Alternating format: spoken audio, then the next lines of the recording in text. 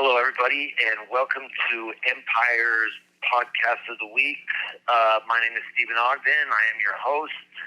I am your tour guide. I'm the one that's going to be talking to you guys about the penitentiary as usual. Let's see. Today's episode is going to be episode 2 on mental health. First, let me tell you guys a little bit about my week. Actually, the last couple of weeks. What's been going on. We had another lockdown. We had another assault. So I've been on lockdown for about four days since I last seen you guys. There was a serious assault. This time it was over some poker stuff. Guys playing cards, couldn't get along, and one slashed another one across the face with a razor. It was in another pod. They still locked us down. They still punished us. Luckily, this time we didn't get shook down and all of our stuff demolished. But we still had to sit and go on a lockdown for 4 days because of 2 other individuals fighting. And it's sad because, it messes with our phones, it messes with our visits, it just messes with everything. And it's really frustrating having to go through that. But on the other side of that is I'm in prison. I signed up for this, right? What else is going on? There's something I definitely want your guys' help with. I need your help with. I bought a typewriter so I can finish writing my book, so I can write a blog, so I can write short stories, poetry, stuff like that. I'm having an issue. It cost me almost $700 to have this piece of equipment purchased. After they take the 20% and all that, this typewriter cost me $700. They're selling correction tape that does not work for the typewriter. So we complained. They put a new order number for this. The new order number, they promised us it would be different correction tape and it would work on our typewriters. And when we received the correction tape, it was the exact same correction tape. They just put a new order number on it. And I'm unable to finish writing because I'm not able to use my equipment correctly. So, man, if I could get your guys' support, calling up constituent services, emailing commissary for, I don't know how you guys would help me. Maybe just just talk about what your thoughts are, what you guys think about that in the comment bar on my YouTube account, right here on the YouTube channel. But I could really use you guys' help. And that plays into a factor with, the topic I'm going to be talking about today on mental health too. Writing is one of my escapes. I've learned, a year and a half ago, really, I learned longer, but I really learned about how talented I am when it comes to writing.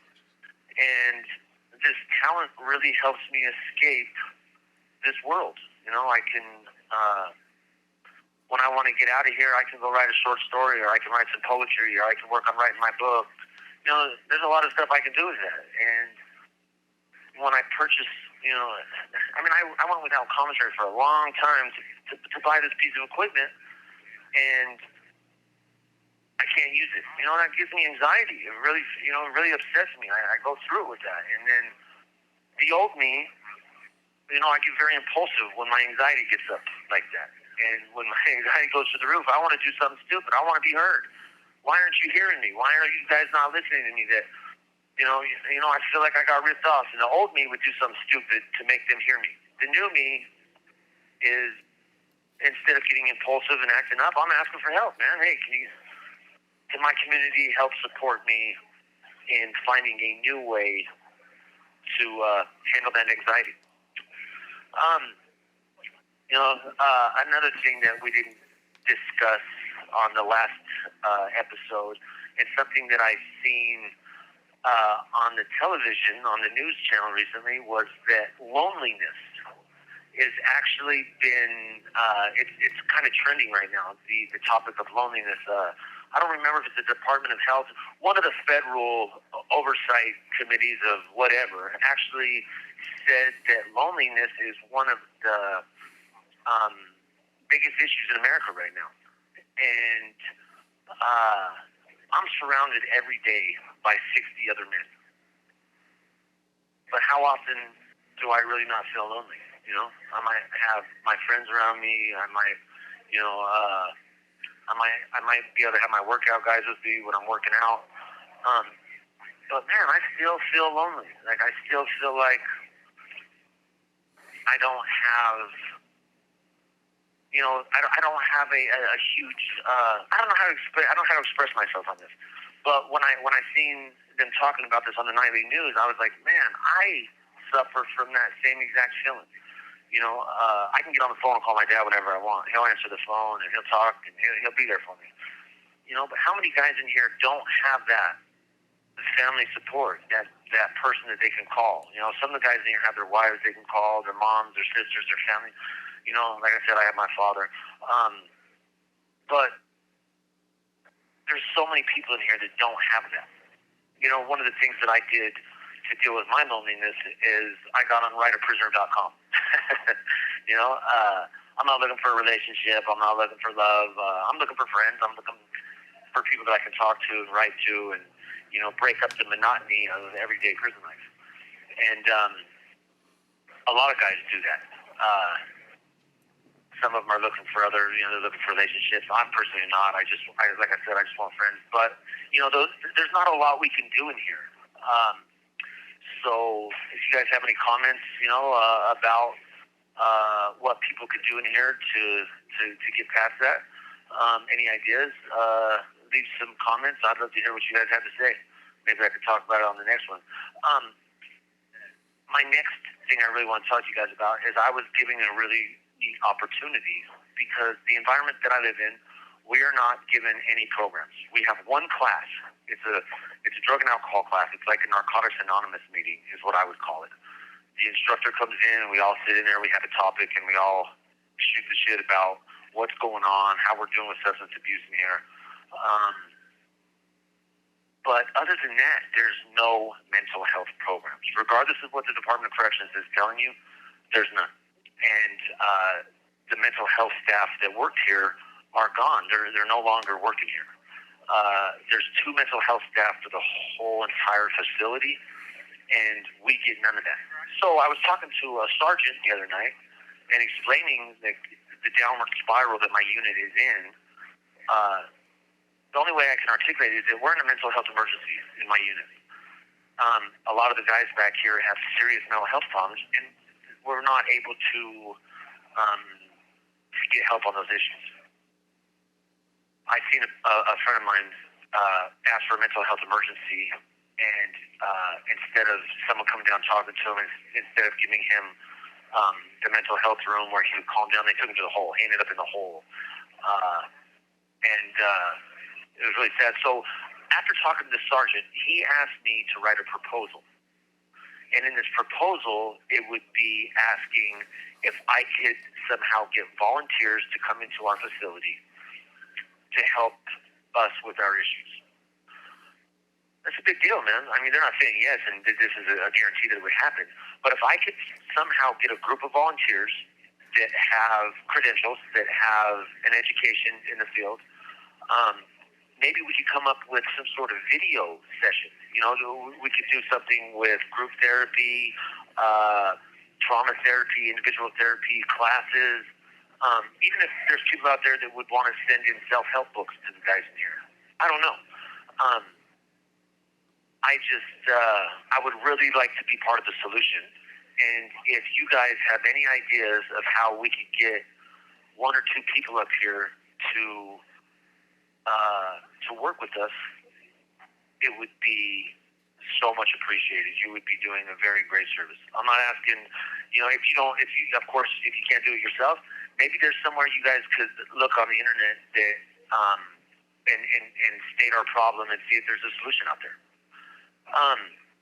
Moving on, after, you know, talking about therapy and maybe getting us a therapist, I want to talk about trust, you know, and being in prison.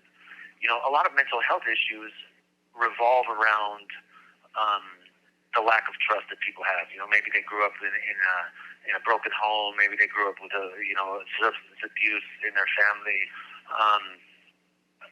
physical, sexual abuse. You know, and then being incarcerated. how do you trust in an environment like this where everybody around you is been found guilty or pled guilty, and how else do you explain it? Like we're there's no honor among thieves. I guess is a good way to put that. How do you open up and talk to the people around you? How do you create an environment where you can get better if you don't trust the people that are around you? And I think that's one of the biggest issues of incarcerated inmates is that we have nobody to trust. We have nobody to lean on. Solution? What's the solution to that? No, I don't know. Therapy, classes. I don't know how to go about that, but I think that's one of the biggest issues that I deal with in here every day is how do I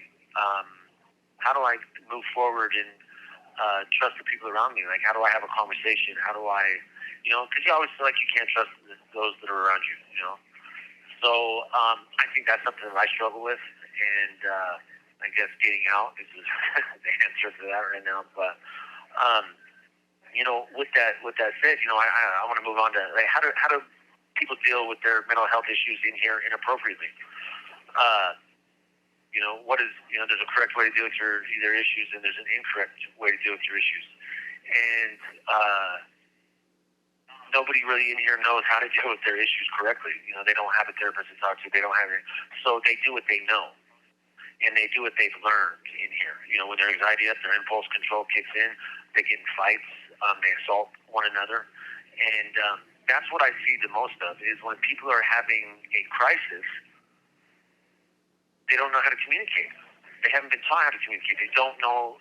They don't have the tools. They don't have the correct tools. And like I said, we just got off lockdown because of two guys that didn't communicate. They started using weapons and slashing each other with razor blades. My buddy I was talking about that asked for the mental health emergency the other day and ended up in the hole. He kicked the door twice, the front door, and the control staff seen him kick the metal door. It didn't break nothing. It didn't harm nothing. But he was so wound up and so frustrated with what had happened to him from staff, he didn't know how to deal with it, and he lashed out and kicked the door. Was that incorrect? Heck yeah, he shouldn't have done that. I'm not going to go and stick up for him and say. But at the same time, when you're asking for a mental health situation, staff should be able to say, hey, man, this guy's having a breakdown, and send somebody in to communicate with him. Hey, what's going on, man? Talk to me, So another incorrect way I see everybody in here dealing with their issues is substance abuse. How everything, myself included, goes back to substance abuse. When we're feeling upset, when we're angry, when everything's going on, we lean back on substances because we don't have the tools necessary to deal with our emotional issues. And it's the same thing in society. I'm sure the exact same problems happen out there. I know myself included. Substance abuse, which is a mental health issue, that's been, like I said, the bane of my existence. Instead of communicating with a therapist, instead of talking to my family, and trying to figure out the correct way to feel, or just to be able to feel what I feel and handle it, I don't want to feel what I feel, so I escape through narcotics, amphetamines, heroin, marijuana, alcohol, and in here it's the same. I've came along so far in my addiction that I'm able to say no. Again, I have a crutch. I'm on Suboxone, which I wish everybody in here could get, because they all need it. Every one of these guys just about needs the same exact program I'm on, but they can't get the program. There's 4 of us, 4 guys out of 60-something that have substance abuse. We're the 4 that were picked to be on the program. And I don't find that fair, and I guess it shouldn't be about fair. I think it's about what's right and what's wrong, and I see how the Suboxone program has helped my substance abuse issues. It's like night and day for me. I don't crave like I do when the drugs do show up here, which they do. Everybody knows that. This is prison, officers bringing it in, people bring through visits, whatever. The drugs are here.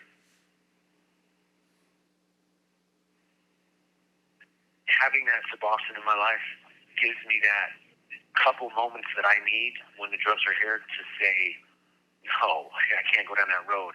When I don't have when I'm not on that, I'm not able to have those few moments. I make that wrong choice in those few moments, and everybody around me suffers from that, you know. And I really wish that we could get more support for the guys around me, like I have.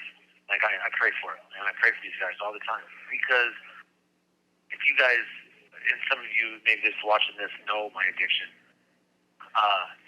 If you can see me today versus a couple years ago, it's night and day, man. And I know what this program does for me, and I know what it could do for the guys around me. So if you guys see anything when you're voting in legislation, when that time comes, if you see anything on there that has to do with the MAT program, which is medically assisted treatment, MAT, vote for it, man. Get that program for as many people as you can get it, because it's life-saving. One thing I also wanted to talk about before I close is law enforcement and the suicide rate among correctional officers versus other law enforcement. The statistics say that correctional officers, I think you guys will have to look it up, but it's something like they are 5 times more likely than other law enforcement to commit suicide. And when I heard that statistic, I was like, wow, why is the suicide rate so high among correctional officers? And I'm not a scientist, I'm not a doctor, but my experience living in these places for so much of my life would be that what they see on a daily basis, what they know is right and what's wrong. They might be being told by their superiors and by everybody else, oh, you're doing the right thing, housing these guys and treating them like you do, but it's not natural, and when you see what goes on in these places day after day after day, it has to take a toll on you, man. You have to understand, if you have any compassion, any love, any of those wonderful emotions, going through you, you are going to see in this environment that how people are treated in here are not how human beings should be treated. We're not getting the help that we need to become better citizens. 95% of us are coming home, and they're seeing those people that are in here being treated horribly. You have 60 seconds remaining. So, I think that correctional officers suffer from the same exact issues that I suffer from. And, I wish that we could all find a common ground to come together and say we need to reform this system for everybody so that we can all become better and everybody can come home and do better and be better. That's my podcast for the week. Love you guys. Take care, and I'll see you guys next week.